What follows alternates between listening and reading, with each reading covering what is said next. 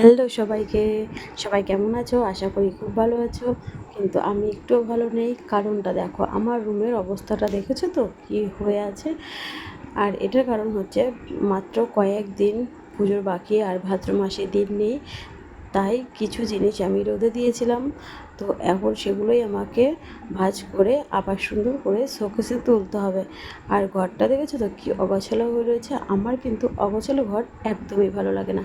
আর তোমাদের কেমন লাগে ঘর গোছাতে অবশ্যই কমেন্ট করতে ভুলো না, ঠিক আছে?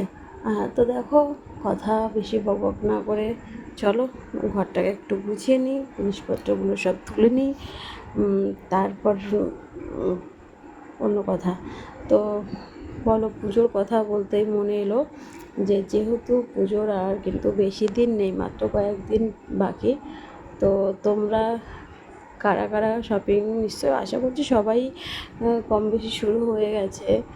সবাই এখন আর কেউ লেট করে না, সবাই শপিং করতে শুরু করে দিয়েছে। হ্যাঁ, আমরাও কিন্তু অল্প অল্প করে শুরু করে দিয়েছি কেনাকাটা।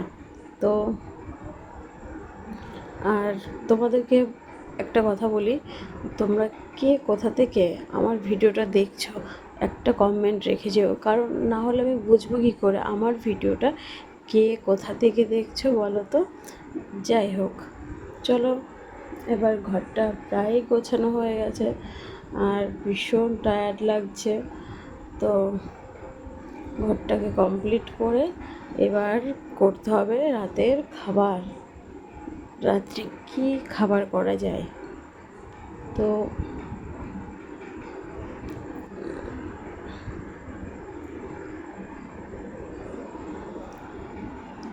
জানো তো, তোমরা এই ভিডিওটা হয়তো 2 থেকে 2.5 মিনিট তোমাদের দেখতে সময় লাগছে, কিন্তু আমার এই সম্পূর্ণ কাজগুলো করতে প্রায় সময় লেগেছে 2 ঘন্টা।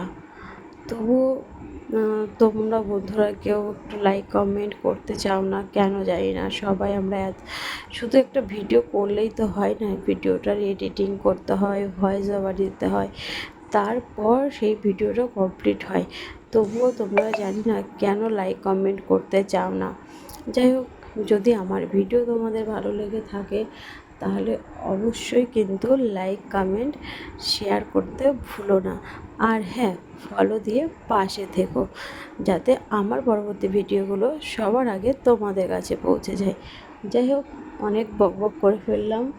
তো দেখো, এখন কিন্তু আমি বানাবো হচ্ছে আমার রাতের খাবার। তো আজ আমরা রাত্রে রুটি খাই, তাই আটাটা মেখে নিচ্ছি।